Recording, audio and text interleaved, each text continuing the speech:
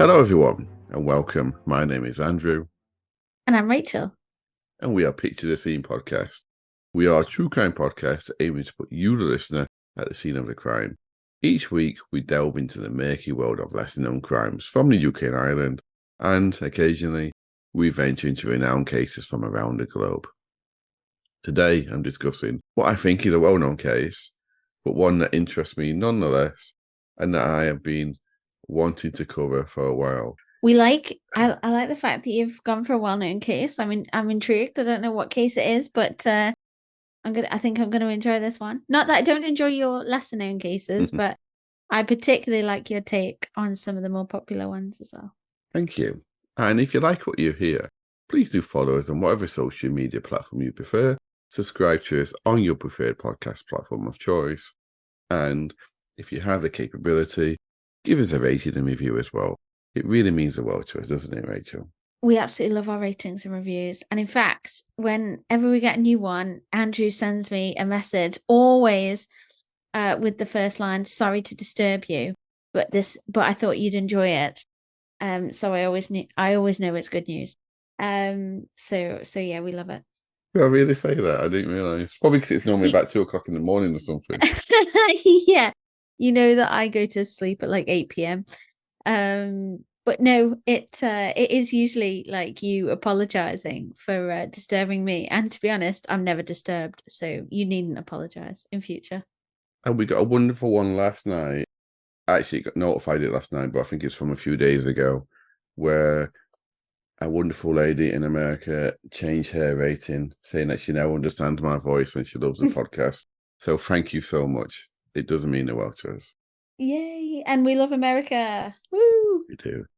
And if you like us that much that you want to support us, you can do so for less than the price of a cup of tea or coffee on Patreon, with our lowest tier starting at £1 per month.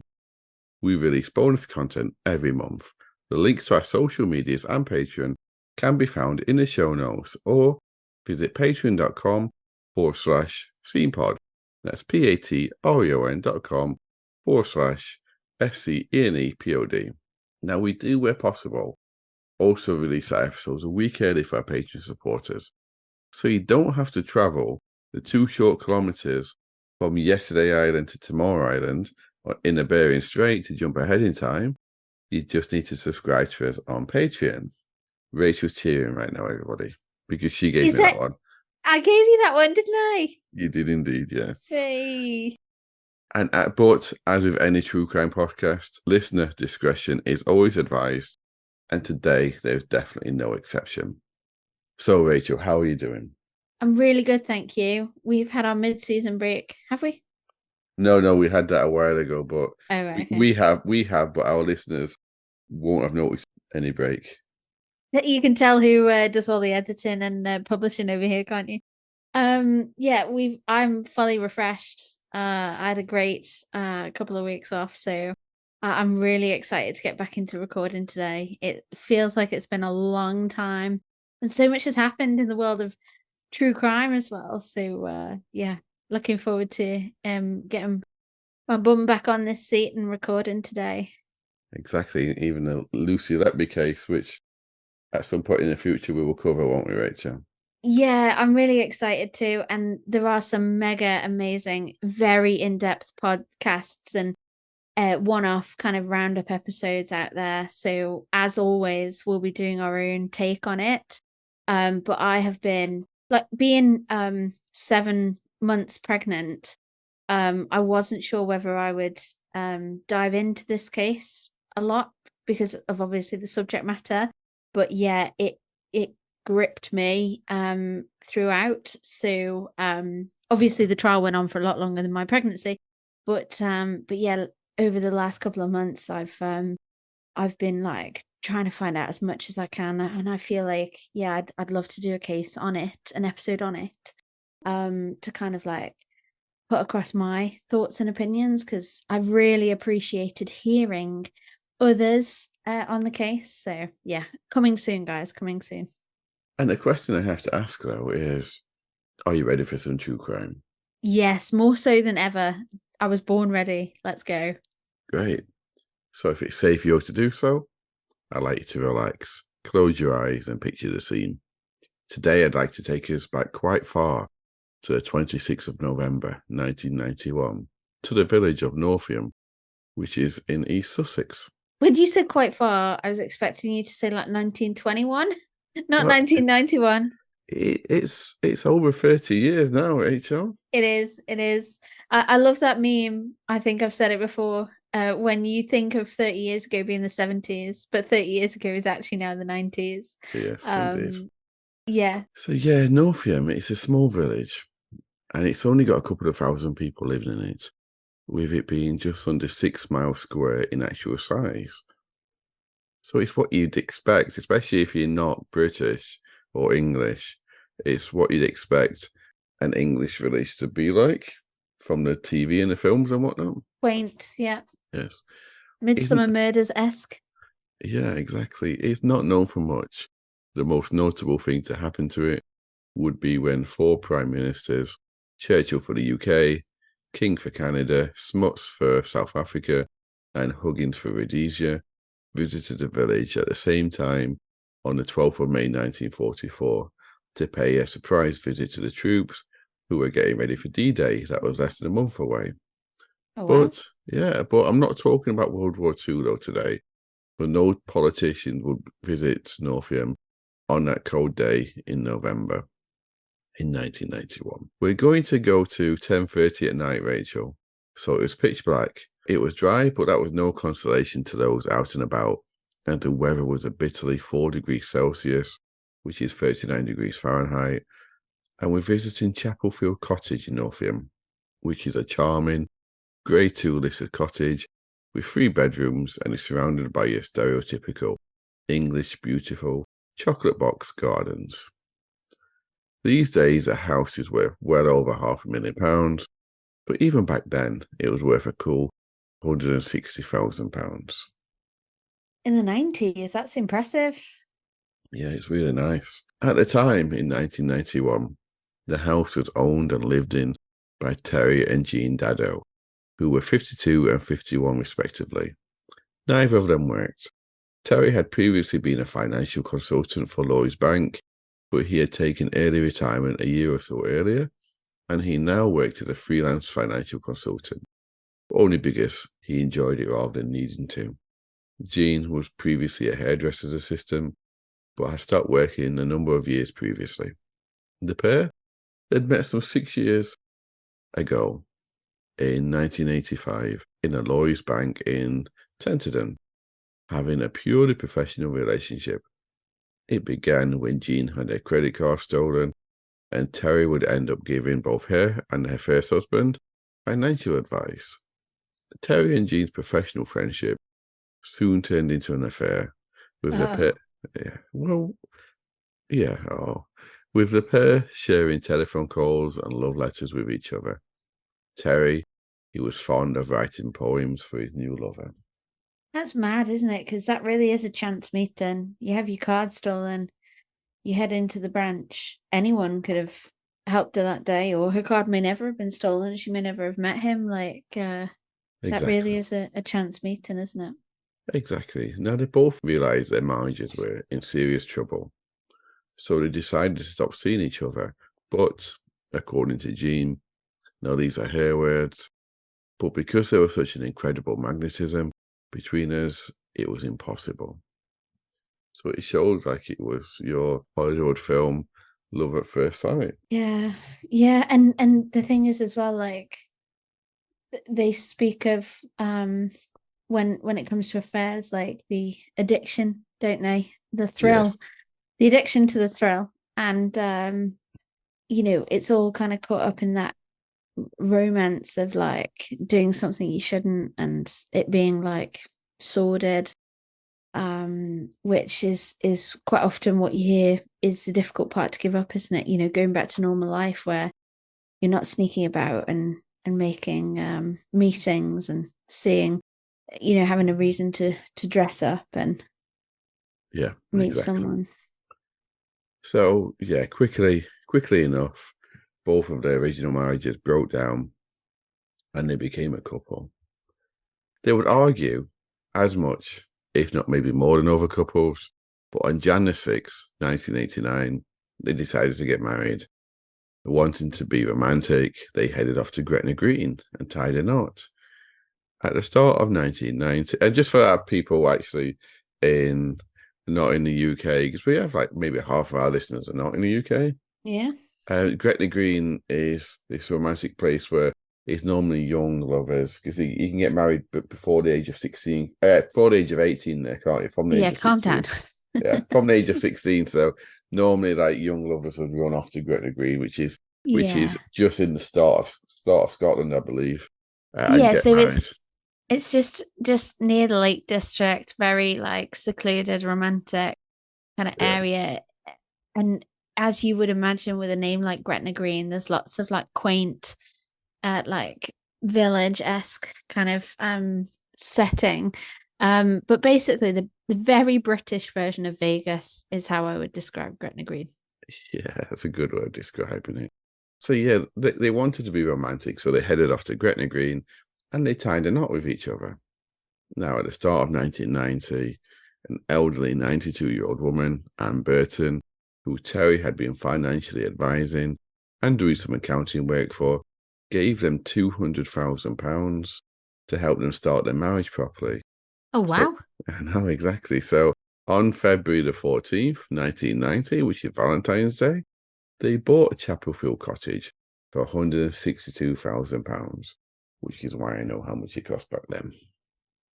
It's mad though. Like, he's been her financial advisor probably for a good period of time. And if he worked for a reputable bank, he wouldn't have been able to accept that money. No, yeah, he was at Lloyd's. He was at Lloyd's, right? Okay, When interesting. he began. I don't know when they finished, or definitely not when they finished, but when he began financially advising her.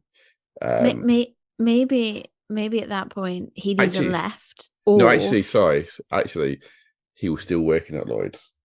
okay. So maybe at that point there weren't the kind of rules and regs that there were in place when I started working in the bank. I worked for a large UK bank from 2003, and you couldn't even accept like a bottle of wine from a customer at Christmas without registering it on a gifts and entertainment kind of register. But interestingly, like we had customers back then who obviously managed like holiday lets, properties, things like that, and it was very cautious as to whether you were able to like take them up on the offer of letting a property. But maybe in the early 90s people gave less shit about stuff like that. Possibly, yeah. So yeah, let's skip forward now, look. So that was the 14th of February they bought the house, 1990. Let's skip forward now to the night in question, the 26th of November, 1991. Jean was upstairs, having taken the hot chocolate she'd made for them both to drink in bed, up to the bedroom, and Terry was finishing up downstairs. It was around 10:30 p.m, and the doorbell went. It was quite unusual for anyone to turn up at the house, Rachel, at that time of night, expected or unexpected. Can you imagine someone turning up here at 10:30 at night? All the lights would be out. No one would be awake to answer the door. Yeah, we'd be looking at a ring doorbell. Do I need to answer it or not? But I'd be fast asleep, Andrew. I'm not gonna lie. But yeah, so Terry answered the door, and what he saw a man standing at the door with something in his hand. The man had a 12-bore shotgun in his hand. Oh my God. That was wrapped up inside of a coat. The man, a Robert Bell. I don't normally tell you the killer straight away, do I? But I am this time. The man, a Robert Bell, lifted the shotgun up, pointed it at Terry, and fired. With one blast, hitting him in the chest, where his heart was, forcing him to fall backwards. Terry either died instantly or extremely soon afterwards. I can imagine that was instant. Yeah. And from the moment of registering what was in front of him to like the point of impact was probably not even long enough to compute what was going to happen. I'd hope anyway. Yeah, probably, yeah. So Jean said that she was in shock when she heard the shotgun blast and didn't know what to do. But after 10 to 15 minutes, she picked up the phone and called an ambulance. 10 to 15 minutes? Yeah. By the time the paramedics arrived at Chapelfield Cottage, Terry was most definitely dead, and there was nothing they could do for him. 10 to 15 minutes? Yeah.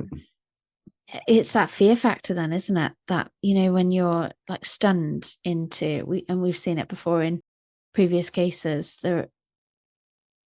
people are kind of like stunned into, carrying on with their normal activities. Maybe she put the hot chocolates down and was brushing her teeth when she heard the gunshot and thought to herself, I definitely didn't hear that, just carry on, and he'll come upstairs soon and everything will be normal. But yeah, definitely. I mean, he ran away straight away, the killer, but actually what oh she no, could I have... meant her husband, sorry. No, I yeah, meant oh her yeah. husband. Yeah, fair enough. I tell you what she could have... So the killer ran away straight away. Yes, but she didn't know that. Obviously Terry had a target on his head then. Possibly, we'll see. But yeah, and what she could have done, this is the last bit of humour I'll throw into this today, but on Sunday just gone, I was awake and getting ready in the morning as you do, and I just brushed my teeth. And the day before on Saturday, I had my hair cut, and I was brushing my teeth and I was looking in the mirror, and I noticed that the barber he'd not made my sideburns level, so one was longer than the other. So I said to my wife, I was like, Nikki, am I seeing things here? Or is one of these longer than the other? And she went, no, that one's longer than the other. But grand, doesn't matter. I'll trim it down myself. And then what I did is, because I'd just been brushing my teeth, I rubbed my eye because I was tired, because I was going to go in the shower afterwards. And I had toothpaste on my hand and I didn't realize, and it went in my eye. And it stung for like 5-10 minutes. It was disabilitating. So what she could have done, she could have just rubbed toothpaste in the killer's eyes, and he wouldn't be able to do anything, because it's yeah. I actually thought to myself, if I ever get attacked in the house, I'm getting the toothpaste. Yeah, that's my end game. Yeah, grab the toothpaste. But yeah, anyway, sorry people. But yeah, so the paramedics couldn't do anything for Terry. So yeah, I know I've given you the killer's name, Robert Bell, and we'll get to him later. But at the start of the investigation, I did that because the reason I gave you the killer's name, people, because I know what Rachel would do, and probably a lot of people would do, or automatically go, well, obviously the wife killed him.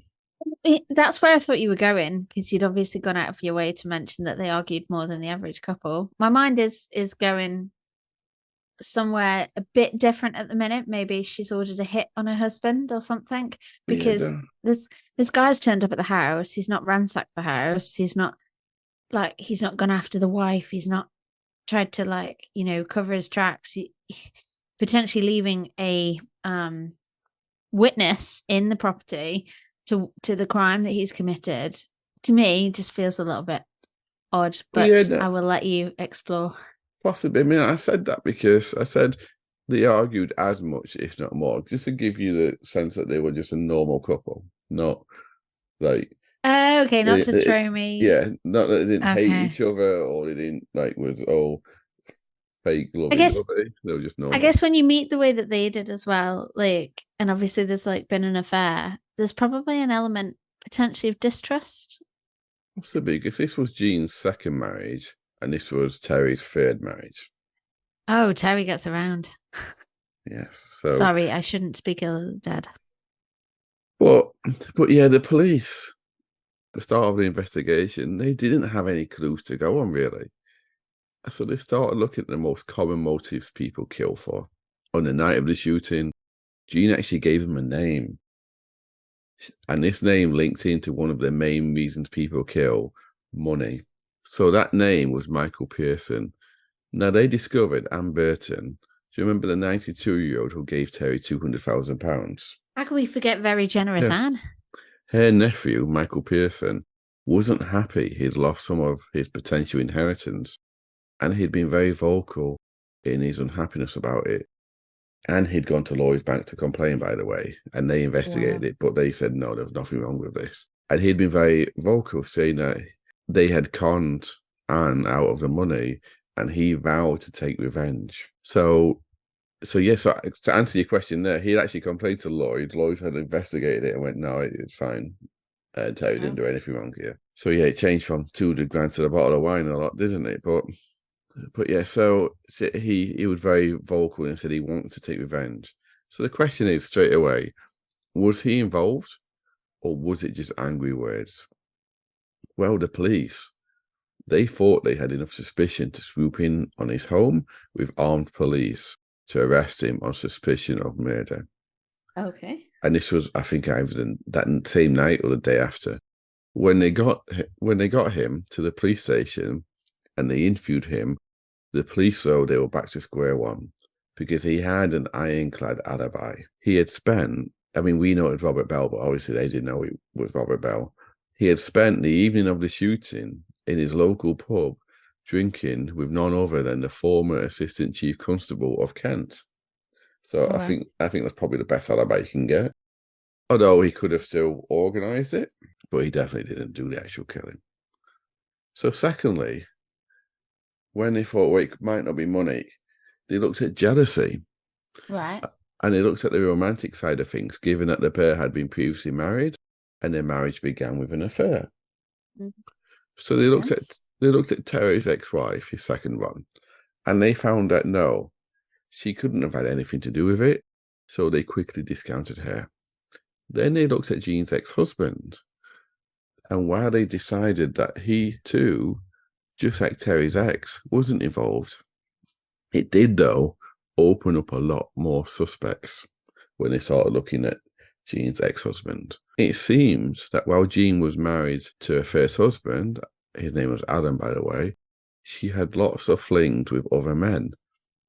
Now, what made it unusual, though, is that she would move these men into their family home, and then she would tell people, including her husband, that they were paying lodgers, although her husband knew the truth. So Alan guessed, or did she say to him, "Oh, FYI, I'm sleeping with him"?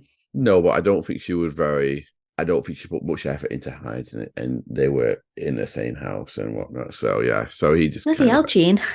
He just kind of accepted it. But so when she finally left him for Terry, he wasn't that surprised, and in all honesty, he wasn't that upset either.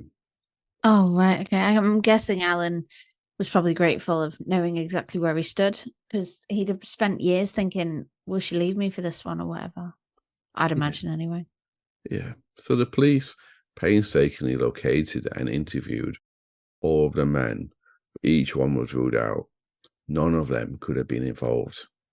And actually, Terry left his wife before Jean left her husband. And for a while, he too was a lodger in Jean's house with her husband. Yes. Brilliant.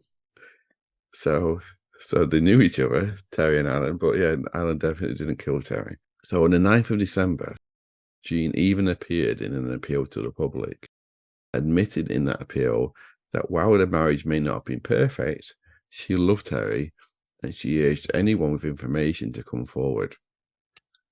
Now, Jean was heartbroken, Rachel.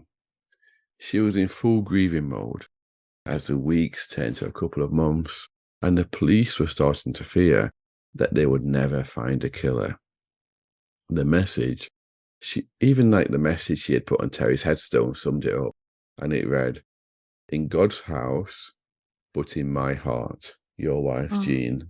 So Terry and Jean, they looked like your stereotypical older middle-class couple living an almost perfect life. But Rach, you know how much I like a nice but in my stories. Behind closed doors, not always as seems. The police actually suspected Jean, but they couldn't prove anything. I knew it. They even nicknamed the couple, the police that is, Terry and June, after the famous sitcom of the time with the same name about a happy middle-class couple. Now, it seems that the couple had a bit of a darker side. Several old women who were former clients of Terry would come forward claiming that he had conned them, persuading them to give him money using convincing stories. The fraud squad looked into these, and even though a pattern emerged that he did receive a lot of gifts from former clients, nothing could ever be proved that he actually conned them.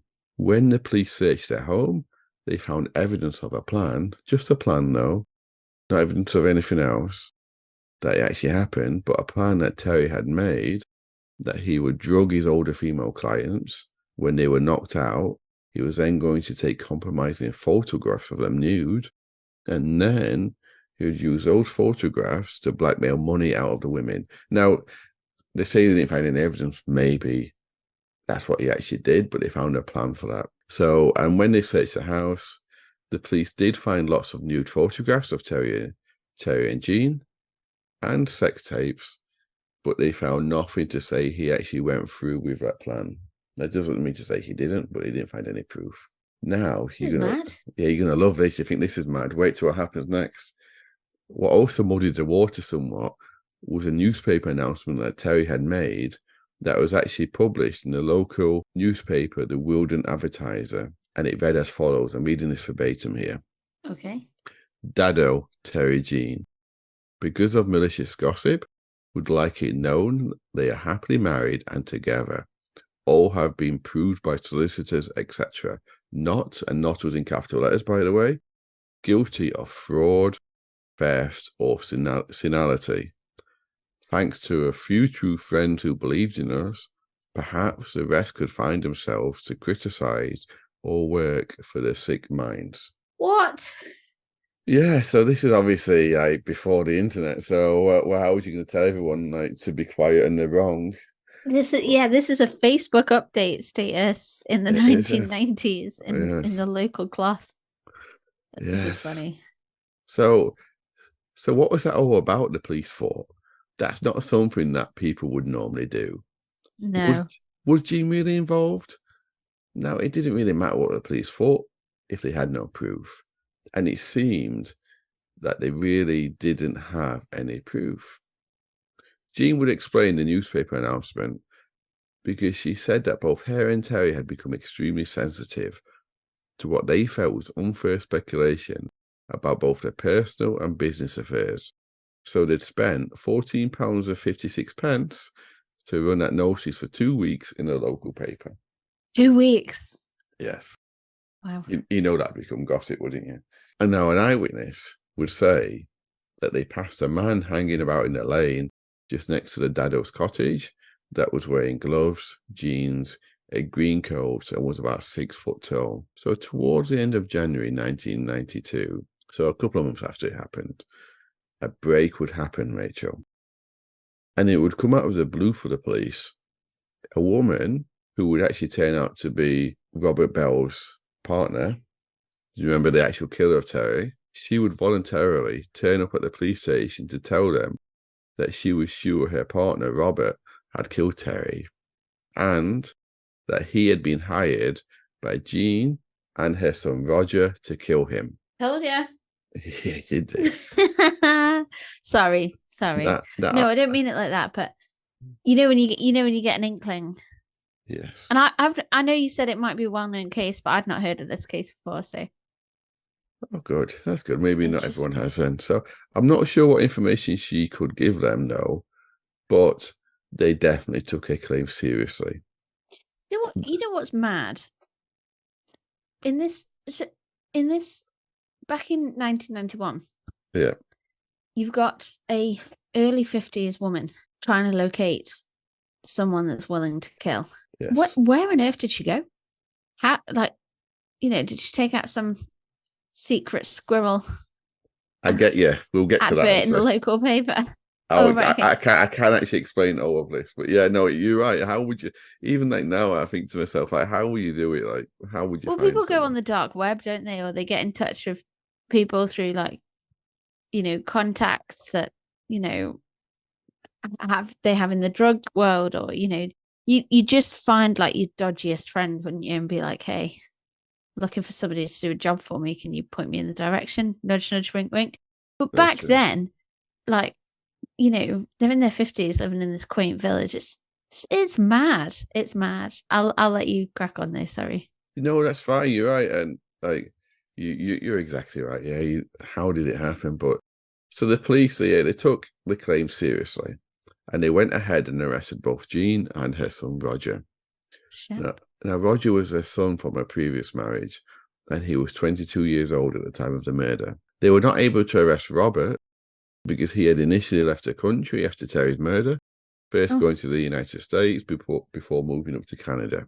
The police would hold both Jean and Roger for 36 hours, interviewing them, but they both stuck firm to their stories. They didn't have anything to do with the murder, and they didn't know who Robert Bell was. Now, after 36 hours, the police didn't have enough to charge either of them, so they released them on bail, pending further investigations. Now, rather strangely, Rachel, if this story couldn't get any stranger, it does a little bit. Rather strangely, the police officer in charge of the investigation, a detective superintendent, called Robert in Canada, and he just said to him, he asked him to come back to England so he could be questioned and cleared if he was innocent. And do you know what Robert did? Came back. He came back to England. Why? But yeah. So who was Robert? Well, he was 33 when he killed Terry, and he had previously spent time in both the British Army as an engineer, and after he had left that job, he then joined the Foreign Legion before returning to the UK. He loved skydiving. Some would say he was a skydiving fanatic, and he considered himself to be somewhat of a smooth-talking conman, having once even fooled Nissan, the car company, to hire him as an IT expert on a £50,000 a year job, this was like the late 80s, even though he knew nothing about computers. I mean, like, people like that, you got to admire their, like, tenacity. Yeah, of, like, going out of their way to convince such a large corporate company that they can be employed, and then the balls to, like, turn up on the first day and do it. Try and do a job like that. It's mad, isn't it? Yeah. These days, you'd just be asking, like, ChatGPT. Yes, all definitely. of that shit, wouldn't you? But 30 years ago, God, Google didn't even exist. I'd be fucked. Yeah. Bell returned to the UK, and unsurprisingly, he was subsequently arrested when his plane landed in London. What he had to tell the police was fascinating, Major. He said that Jean's son Roger was a drug dealer and that they knew each other. And what did I say about drug dealers? He said that for months, Roger had been giving him free hash on a regular basis. What he thought was just a friend being nice to him, but there was an ulterior motive. He said that in early 1991, Roger suddenly demanded that he pay him £700 for all of the hash that he had smoked, and that there would be a weekly 100% interest rate on what he owed until he paid it off. Oh. Now, Robert was older, he was bigger, and he was stronger than Roger. He had been in 2 different armies, but he said that he was scared of Roger. So when Roger suggested an alternative, he listened, and he agreed to meet with him and his mum. He said that he had met with Jean and Roger, and they offered to wipe his drug debt, and they gave him, and then on top, gave him £12,000. Not only will we wipe your drug debt, but we'll set you up for, fleeing the country and probably a year's worth of, like, hash on your own. Yes, to prove they had the money, Jean pulled out a shoebox full of money. Robert said that he agreed to kill Terry, but he said that he never actually intended to. He just wanted to string them both on until he had enough money to pay the drug debt off. And he would say it was Roger who killed Terry. But he did have a fascinating story to tell. He said that on October the 11th of that year, Roger drove Robert to Chapel Hill Cottage. Remember that's Terry and Jean's home?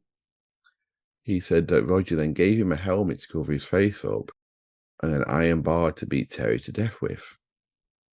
Robert said that Jean had turned the security lights off and left the front door unlocked for him. He then went on to say that he only took 3 steps up the path before he heard Terry moving about in the house, so he lost his nerve, turned around and ran. He then went on to tell the police that on the 19th of October, Terry and Jean had gone to the west of England to take a little break. Jean had told him that it'd be the perfect place to kill Terry, as he could blend in with all of the other tourists. He admitted that he followed them to Devon, and he proved it to the police by being able to describe the hotel that the couple stayed in. But instead of killing Terry, he went to a nearby town and bought a gun that could only fire blanks. He said that he bought that to prove to Jean and Roger that he was going to kill Terry without actually being able to kill him. Jean and her son were now starting to get desperate, he said. He went on to say that they gave him several ways to kill Terry, including shooting him dead as a couple out shopping, you like this one, jumping out from a rock on Terry's favourite hiking trail and shooting him dead, all of which he agreed to, but he never did. He then said that Jean told him that she was going to drive Terry to visit her parents and that she'd park so that he had to get out on the roadside of the car. She then told Robert to run him over and kill him as he got out of the car. And now again, Robert was able to tell the police the exact whereabouts of her parents' home to prove that this was true. But again, he said that he agreed to it, but he didn't do it. All right, okay. He then said that poison was suggested. So he visited the home of Terry and Jean and pretended to be a badger conservation expert. This just sounds unbelievable. But he said this because Terry was really annoyed with badgers digging in his garden. So this was a good way to get in the house. And can you imagine being in this interview room and just hearing as this unfolds? I know. How on earth officers can keep a straight face, detectives, like whatever ranking it is that's sat in these interview rooms. And you wouldn't believe it, would you? But no. He also went to the neighbours' houses as cover, pretending to be a badger conservation expert. And the neighbours were able to confirm this and describe what Robert looked like. So this actually happened, yes. So he said that when he was in the house, pretending to be this badger conservation expert, he passed Jean an envelope that contained ecstasy, speed, and LSD, enough to overdose on, and the idea was for her to spike Terry with them so that he would die. It seemed that she did actually do this, but he didn't die. Oh. It just gave him bouts of depression, and it made him very ill. Terry actually wrote to his doctor because he thought he was going mad the next day, telling his doctor that he was seeing things and that he was seeing imaginary wild geese attacking him, obviously from the LSD that he'd been given. Now, a few days before Terry was actually murdered, Robert said that Jean was now becoming really desperate. So he took the inside of a Walkman out, he filled it with plasticine, he wrapped it in duct tape, and he left a few wires hanging out. Now, he told Jean that this was a bomb, but she had to wait because he needed to get the remote detonating device. So apparently, she just drove around with this in the car waiting on him. Imagine that she thought, oh, I've finally got a bomb. This just gets crazier. And and do you reckon he broke a sweat when he was telling any of these lies? Because they're so far-fetched. It depends how good of a con man he was, isn't it? Well, yeah. But he's also relying on them and their sheer stupidity, isn't he? Not to be... Yeah, oh my God. Madness. And mad that she drove around thinking she had a bomb in the car as well without a detonator, putting your own life at risk, aren't you? And what she thought a bomb looked like was a package wrapped in duct tape with some wires hanging out of it. To be fair, at least he put the plasticine in, because all the bombs I've ever seen, they have that plasticine type material, don't they? That the wires are all in. But you know what though? In her defense, I do believe you can make a bomb out of a lot of different things, in the household. So he should have put an alarm clock on the front of it as well. Yeah, just one of those little timers that you get in the kitchen. Yeah, just glue tack it on or something. She wouldn't have blinked, would she? Yeah, I don't mean to jest though, but go back to my point I made earlier about the police listening to this. They must have just been like, "What the flip?" Yeah, exactly. And he said that Jean told him that she was even happy to lose the car if it meant Terry died.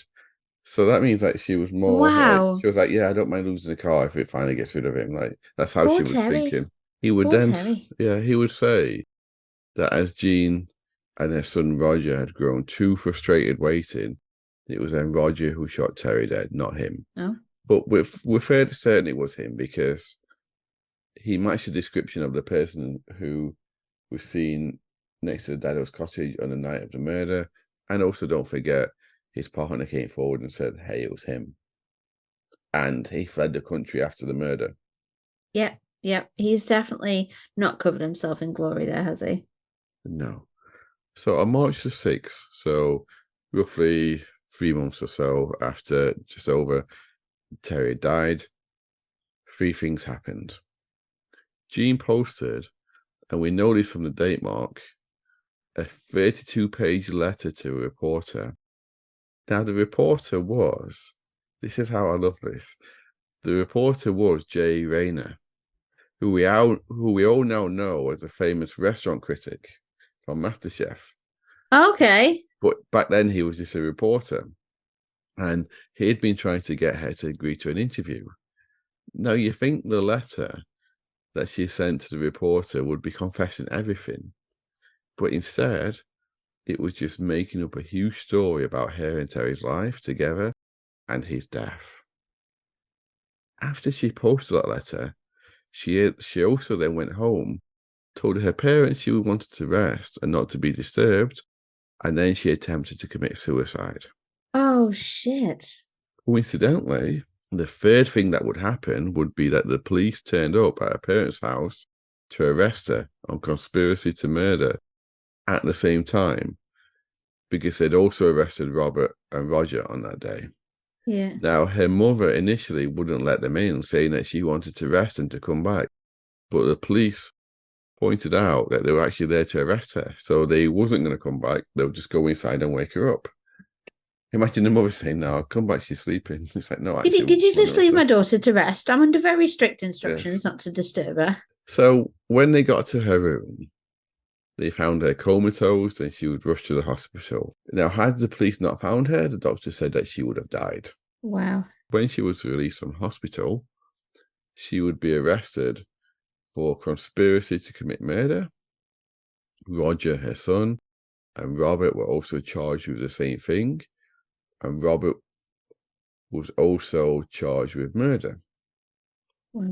Now, the trial would last several weeks, with all parties pleading not guilty. Now, I've told you already virtually almost everything that came out in the trial, but I have missed some important parts out. So I'm just going to cover those now. It would come out in the trial that Terry would suffer bouts of depression that resulted in him committing domestic abuse on Jean.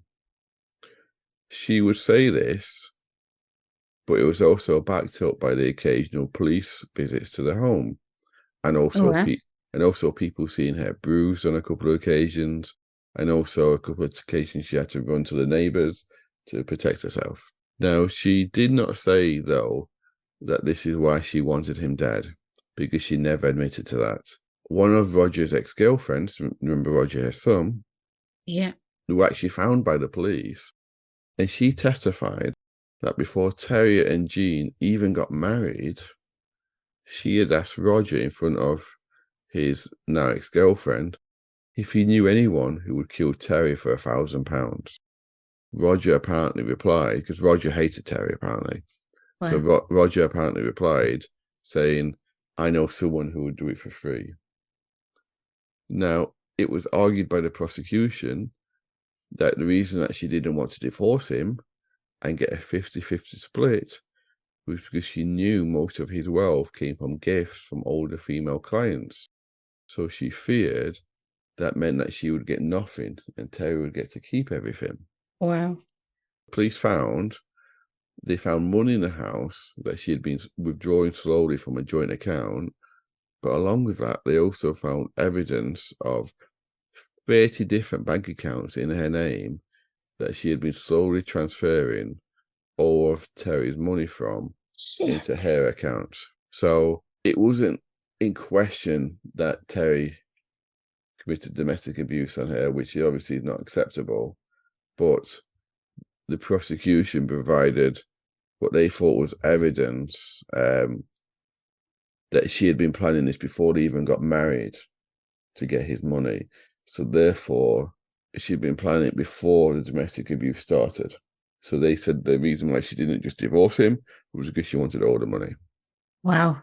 So they said, well, obviously it's not good. The domestic abuse is not an excuse.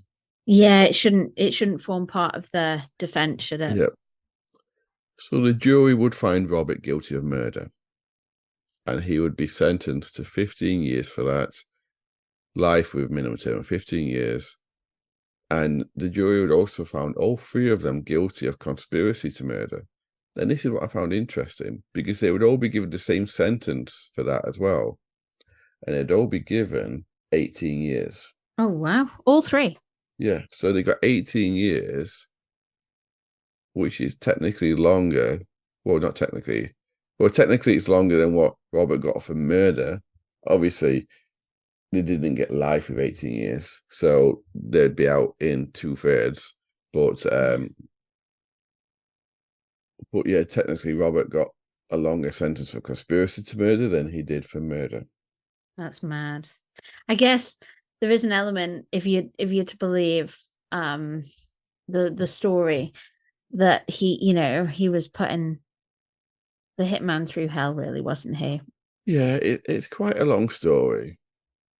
And also, actually, so that's also why the police fought and the prosecution, why Terry put that advert in the paper, because it actually came out, I think, either the day Terry got killed or the day before. It actually came out in the paper then.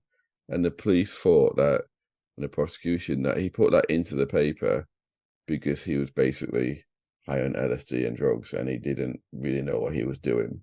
Wow. Which is why, because they said that it wasn't normal for that to happen. But yeah, and we did agree at the time it was a bit odd, didn't we? But then we also said, yeah, Facebook didn't exist and people did random stuff in the 90s, didn't they? No, that is speculation, obviously, but yeah. So this is quite a longer story than normal. So I've skipped over the trial, but I gave most of the detail in the actual story, so you haven't missed anything, everyone. Okay. So what do you think of this one then, Rachel? Madness. And I guess the tell was the title, Black Widow, because obviously, we know that we know a murder's been committed quite early on, and yeah, so absolutely crazy story. And like, I guess the difficulty detectives have with these kind of cases is cutting through all the lies and the he said, she said, like, must be painful, mustn't it? Putting the prosecution case together when there's like so much material to go through, disproving some of these crazy theories and what people were willing to say about each other. And they'll, well, probably to a certain extent, mother son aren't going to, but they'll definitely throw the hitman under the bus, won't they? And he has no allegiance to them. So he's going to say what he needs to about them. Yeah, crazy case. Yeah, it's crazy. I mean, from my point of view, Terry was obviously not a nice person anyway. While there's ever no proof, I think he probably was conning old women out of money because several old women came forward, but the police couldn't prove anything, saying that he had done the same thing to them. So that makes me sad. Yeah, so I think he was definitely calling old women, and he 100% was committing domestic abuse on Jean. So no one deserves to die, but he obviously wasn't a very nice person. Now, no one deserves to be on the receiving end of domestic abuse ever. So obviously Jean should never have to suffer that, but she planned to kill him for his money before they married and before he started hitting her and abusing her. That doesn't make it right, but it means No. that that's not the reason why she did it, and she could have left him. It was domestic abuse, but she was brave enough to go to the police and brave enough to go to the neighbours. So this wasn't something that was happening hidden behind closed doors, if you get me. People knew about it. And she also knew that he was conning women out of the money. So she wasn't entirely innocent in this. So I don't know. I think in the end, it was really weird because like Robert would go on to marry someone while he was in prison. And like I think she wore like a black wedding dress and they had like a wedding cake that had satanic symbols on it and stuff like that. Oh, wow. But yeah, so it's I think that it was just really odd all around. Yeah, I don't know what to say to this, but other than Fucking sounds it. yeah. So shall I wrap this one up then, Rachel?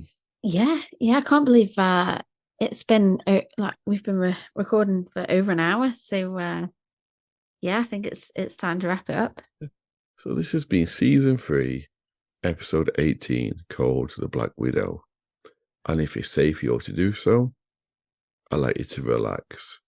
Close your eyes and picture the scene. You know when you're out and about, Rachel, and sometimes you're sure you keep seeing the same person over and over, but you don't even know them. Next time you or our listeners, you think that happens, ask yourself, is there a sinister reason behind it? Is there someone planning to kill you? Dun, dun, dun, dun. Indeed. So thank you, everyone. Next week, we are going to cover our very first ever case from Northern Ireland. So I look forward to probably getting a few names wrong there, but yes. Thank you for listening, and we shall see you all next week. Stay happy. Thanks, guys. Yeah, speak to you all next week. Bye.